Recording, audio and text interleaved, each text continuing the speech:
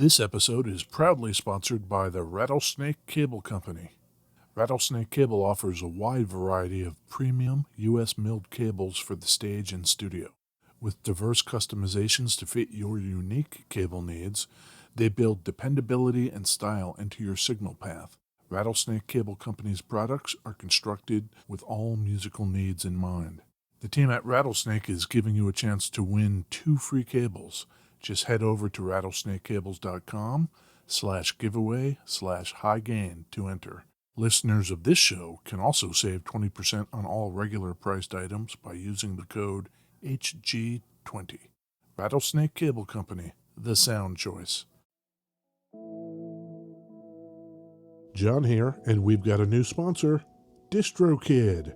Now that you've finished your latest Pirate Math Sponge Core Twitch trek, it's time to get it out there so everyone can hear it. DistroKid helps musicians get their music on all the major streaming platforms, and artists keep 100% of their royalties. And because you're a high-gain listener, you get 30% off. Just go to distrokid.com/VIP/high-gain. That's distrokid.com/VIP/high-gain. And now DistroKid has an app. The DistroKid app is available for iOS and Android. You can download it at distrokid.com/app or in the app and Play stores.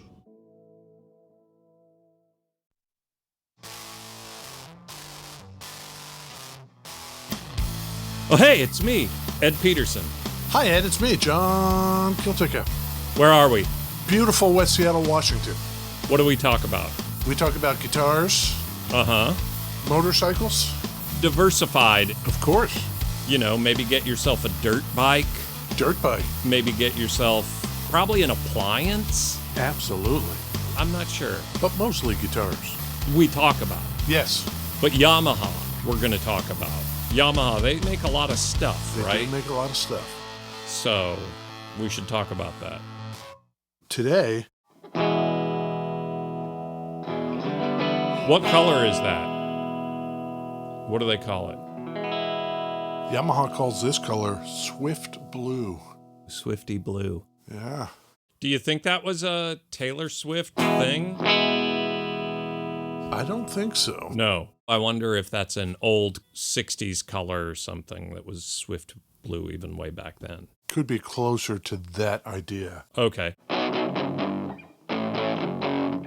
You and I would go back and forth throughout the week, like, hey, how you doing? What's going on? Yeah. John and Ed. Yeah.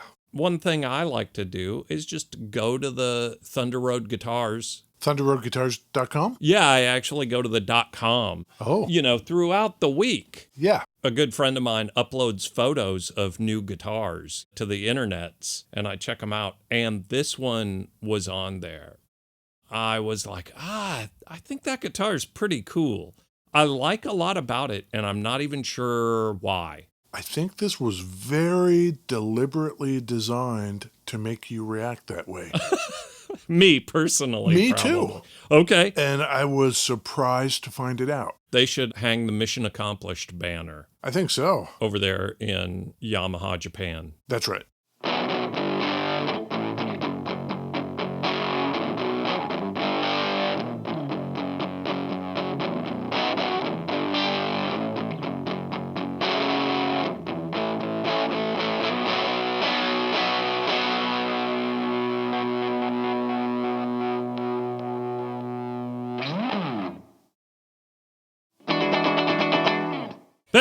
Beverages, Ed. Yeah. This week I've got a Spindrift. Ooh. I think we've had those before. That is a fine choice water. Sparkling water and real squeezed fruit. Unsweetened lemonade, it says. Pink lemonade. Ooh. But then you look at the ingredients and it's like carbonated water, Yes. cherry puree, lime juice, lemon juice. You know, fourth ingredient is lemon. Cherry and lime ahead of lemon. That's chemistry. They're sciencing it. Probably. You know, guy like Ed would probably go, hey, let's make a lemonade. And I would put up there near the top of the ingredients list, lemons. Shows what you know about science. Exactly. These guys, outside the box, You know what we're going to make our lemonade out of? Cherries. That's right. Throw them for a loop. Yeah. Like, good job, guys. Where are they out of? This has got to be like a San Francisco. Texas. Newton, Mass. Newton, Mass. Oh, all the brainiacs up there. Yeah. Sciencing the beverage industry. That's great. Good for them. Yeah. It tastes like a carbonated water with some vaguely fruitish. Fruitish. Yes, exactly. I would not call that a lemonade. I've also got coffee in a crow mug. Nice. Crack Check 2024. Looking good. Nice. Looking good. I'm not going to say this thing is bulletproof, but I think we're going to hold steady. What about you? What do you got? I've got coffee too. Yeah. I've got a Poppy again. Oh my gosh, you had one of those last week. Yeah. Prebiotic soda. This is strawberry lemon. And now you've got me wondering, how far up the top of the list are the strawberry and the lemon? Yeah. Water. Uh-huh. Cane sugar. Oh. Organic apple cider vinegar. Uh-huh. Agave. Lemon juice. Strawberry juice. Yeah, they opted for the sugar as a top tier ingredient. It's really good. I like it. Yeah, and it's helping your gut. Multifaceted. Yeah. It's pulling the weight of 5 donkeys. This Revstar's got 2 humbuckers. Uh-huh. Volume and a tone. Okay. Anything of note about those humbuckers? Well, yes, Ed. Oh, okay. These are Alnico 5 ceramic humbuckers. Okay. And they have been voiced specifically for the chambering of this body. Oh. You think they did some frequency testing? They did. Oh. They used computers Oh. to design the best way to chamber the body of the guitar. Uh-huh. If I could x-ray this and show you the chambering pattern, Riddled. it's riddled with stuff that they think will enhance the sound, and then they tune the pickups to it. Accordingly. I'm going to start on the bridge side. That's very bridgy. As bridgy as we can get. Okay. Except when I... Ooh. So what is that doing? What is that doing?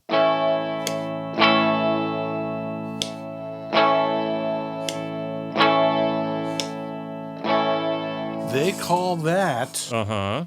the dry switch. And it provides a coil-tapped sound without physically having to tap one of the coils of this humbucker. Okay, but not active. Not active. Okay. The upside to doing it this way is that you can get that coil-tapped sound without having to physically tap the coil, which sometimes results in a lower volume. If you do it via chutes and ladders inside there, I see. it's not going to affect the volume. Tricky. So that was the bridge tone. Here's the neck tone.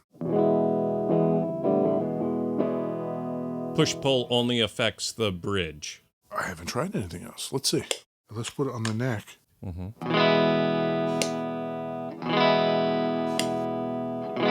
It's doing something. Right? I think. In the Revstar literature, it only outlines that there is a dry switch. It doesn't say which pickup it is applied to. Okay.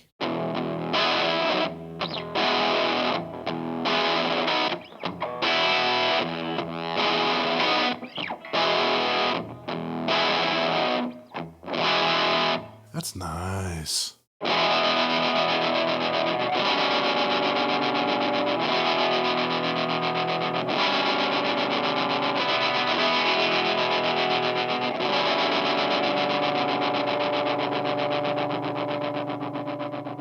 Someone on Reddit made a wiring diagram.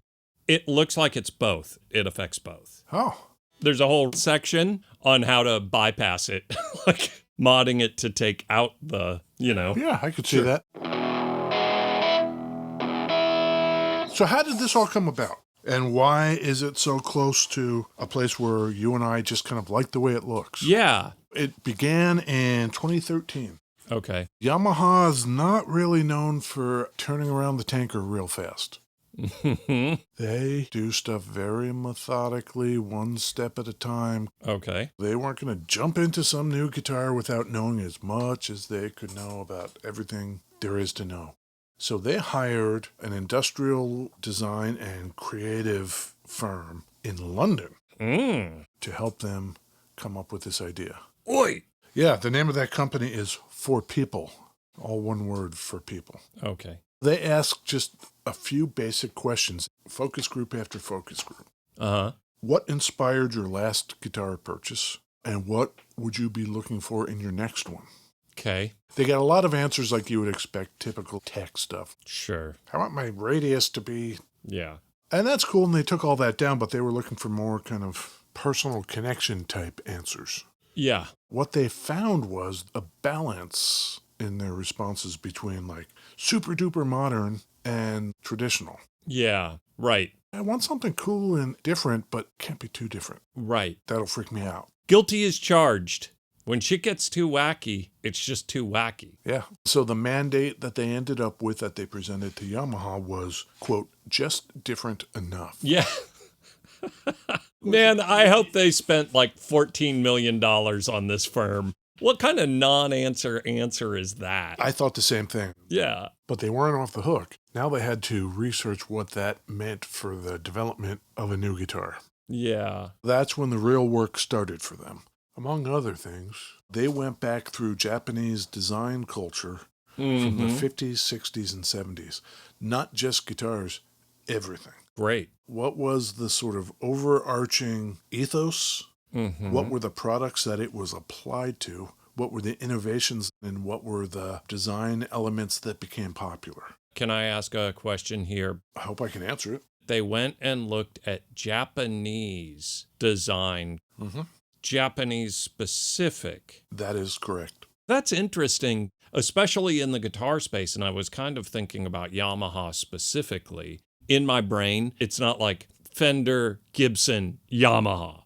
Yamaha is so far down that list. And then the design elements are like the Flying Samurai. Even the SG 1000, remember the double cutaway? Right. It was like an SG, but would never be confused for one. Yeah. It seems interesting to look at Japanese design to make a guitar for a global audience. Yeah, I think it's pretty cool. Okay. That then, when it was brought back into the Yamaha sphere, allowed them to look at their own product history with fresh eyes. Dirt bikes. Yeah, the first Yamaha motorcycle was in 1955.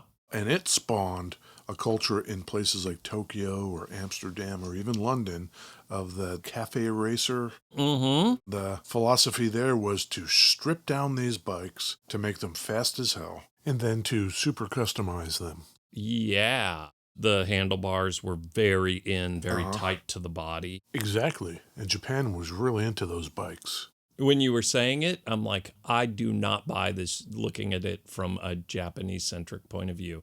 And then you said cafe racer, and I'm like, oh, goddamn, this thing is just like that. You could take this guitar and a bunch of older cafe racers and just set them beside each other. Yeah. Okay, I'm sold. I'm into it. This is where they were going. Yeah. In fact, in 2013, Yamaha's motorcycle business changed their slogan to Yamaha revs your heart. Yeah, it does. Influencing in no small part, I'm sure, the decision to call this guitar a Revstar. That's great. Yeah. And they launched in December of 2015. So that whole process took them 2 years. Okay. Once they had all that philosophical and design stuff down, it was time to start cutting some wood and iterating through prototypes. I saw a picture somewhere of a bunch of industry people standing in front of a huge board, sticking Post-it notes with suggestions on various photos of the different prototypes. Applying agile methodologies to modern guitar design. Absolutely. That came from Toyota. You know, at some point, it does become a little design by committee. But if this were designed by committee, good job. I think having that research up front. Yeah, helped inform, maybe. And it's not like they didn't have that history of their own guitar designs, popular or not in a global market. Sure. So these were introduced in 2015. They had different models. Each were voiced differently, depending on The pickups, whether they were single coil or P90s or humbuckers, Sure. the chambering would be done differently. Weird. They ended up winning an IF Design Award, which is a sort of International Industrial Design Award. Okay. Past winners back to the 50s included, for instance, the IBM electric typewriter. The Revstar won that award. Yes. Nice. It was popular because it was a different look and it was less expensive. They were not occupying the top tier. Yeah. 2022 comes around. Okay. It's time to update the designs. This one I hold here is a 2023 model. Oh, okay. I love this one. Again, they went for user feedback. Yeah. Hey, everybody that's ever played one of these or owns one or wants one, what would you do different? And they implemented almost all of it. For instance, you see how this body is a gloss finish? Yeah. Some people said, it feels weird and sticky on my hand on the back of the neck. Yeah. So they made just the back of the neck Oh, matte. matte. Awesome. Thank you. Yeah. The back of the neck is painted. The back of the headstock is painted. It's black on the headstock. Yeah. They totally could have matching headstock, but I actually kind of like it more the way it is. Another thing I went down the rabbit hole on, which was really fun, is the Japanese hanko. Okay. A hanko is a signature used on various documents and things. Yeah. The same way we have to sign every time we get the UPS package. It's a stamp. It's a little square image unique to you. Cool. So the UPS guy shows up at your door in Japan. Yeah. You stamp your hanko. Okay. And there are varying levels. Ooh. There are kind of everyday ones used for things like deliveries. Yeah. But then there's ones that cost more and have to be registered for use on things like important legal documents. Okay. Yamaha gave these updated Revstars their own hankos. Look on the back of the headstock. For sure. This one says Revstar, and it's the Element, which is the lowest of the 3 models available today. The next one up is the Standard, Okay. and up from that is the Professional. Those two have their own hankos that say Made in Japan. This one says Revstar. It's like a QR code. Yeah. Yeah. You know, when you look at the back, it kind of had a QR code vibe. They added the option to put single coils in if that's a thing you want. Okay. They added different tail pieces, and you could get a trim if that's a thing you want. That's not a thing I want, but I can see people wanting that. People asked for left-handed models, and they obliged, so you can get any of these left-handed. And new to these updates are these racing finishes. Oh, yeah? Yeah, with the stripes. Man, I'm on the page, and there's some cool colors.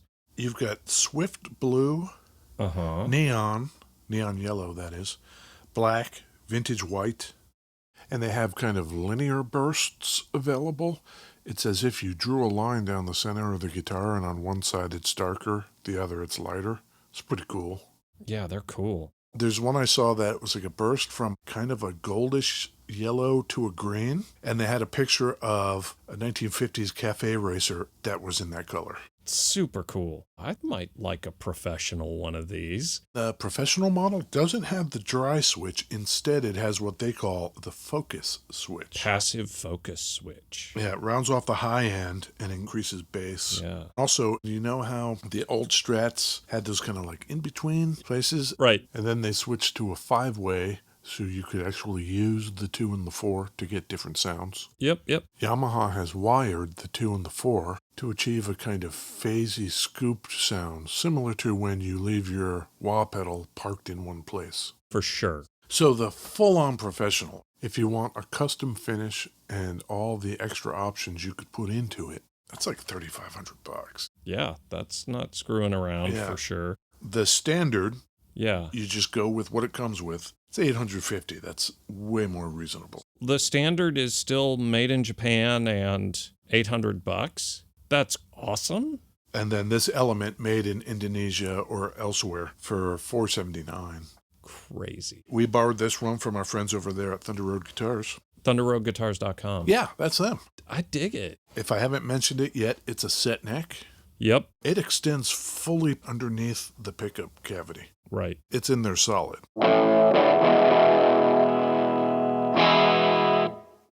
nice, isn't it? It's very ringy. Let's try a different overdrive. I just got a good sound. What's that? I found a setting on the generation loss Yeah. that is less lossy and more just random tremolo type. You've got that with something else, though, right? Yeah, the Spaceman Explorer Phaser and the 1981 Inventions DRV.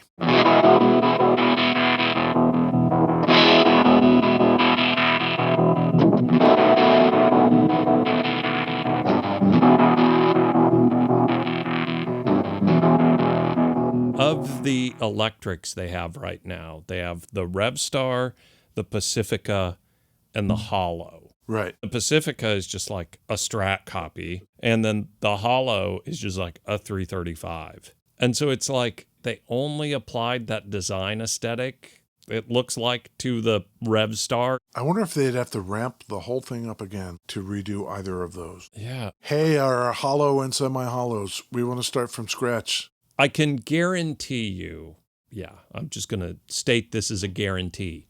The Ed Peterson guarantee. Ironclad. Ironclad. If I went on thunderroadguitars.com and was scrolling for a guitar we should do, and I saw the Pacifica, I would be like, hard pass or just immediate deny.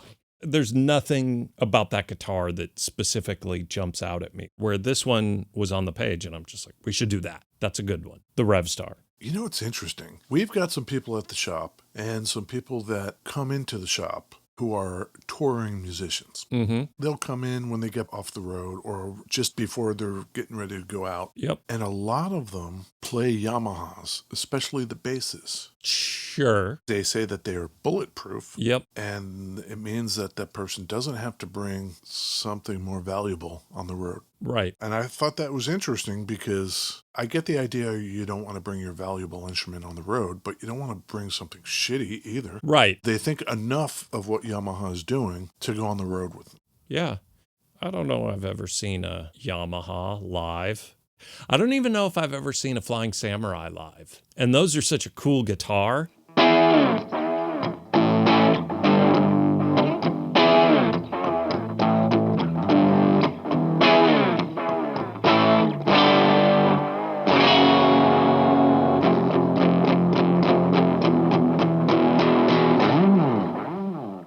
The funny thing with their chambering, Yes. that it's matched to the pickups. You know, you can put that in any body and it's not really going to change the sound. But apparently these science guys... Maybe it's because they agree with you. Oh. Maybe without the chambering, they're thinking, yeah, Ed's right. A hunk of wood is just a fucking hunk of wood. Right. We need to help it along. Yeah. Let's manipulate it to our liking. Chambering magic. Sure.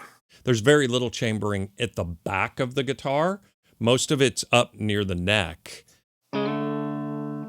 Keeping the weight in the ass. That's how I avoid neck dives. Keep all my weight in my ass, you know? We are similar in that regard. Good. Yeah. You gotta try it. Try and decide. Is it hello or goodbye? Buy or deny? This one is in Swift Blue, Ed. This is a Revstar, their lowest tier, the Element series. Mm-hmm. This is from just last year, 2023. Made in Indonesia. The entire Revstar series was designed from the ground up by the fine folk at Yamaha. Designed by committee. Designed by committee. Agile style. Buy or deny. Buy? I dig it. Yeah, and this one is not expensive. It is effectively like half of what a new Element would cost. And this thing is like brand new. It has its own Hanko stamp on the back of the headstock. Come on. Yeah. I would have bought it without knowing about the Hanko stamp. Hanko stank. You know, guy like me. You know what, Ed? Yeah. I agree with you. Oh, my God. Normally, we have the discussion about how we're going to slice our opinions. Right. Would you personally buy it? Yeah. Versus Right. would you recommend it to the general public? For sure. For me, in this case, they are one and the same. Yeah. Buy. Yeah, same. That's nice. The coveted double buy Yeah. with No caveats. Yeah. Yeah. It's just cool. Listen to that. Perfect. Okay, I'm going to take lots of pictures of this, Ed. Where are you going to put them? I'm going to put them on Instagrams like we do. Okay, cool. Because the people need to see this. I wonder if the people are leaving reviews on iTunes, Maybe. liking and subscribing. Yes, iTunes. Follow us on Instagram also. Both. You could do both. Why not both? Yeah. And we're still going to try our best to please the folk over at the Ruinous Media Network of music-related podcasts. The suits. Those guys love their ties. They love the C-suite action. The 2 martini lunches. Cigars. Those guys. And we're over here in the mines, Yeah. just digging up more cobalt for your fucking chips. Whatever. Whatever, Ruinous. I don't know what you got us doing over here, but whatever. We'll just keep it up. Yeah. Cool. Okay, great. You want to do another one next week? I think we should. Okay. Okay. All right. All right. Bye. Bye.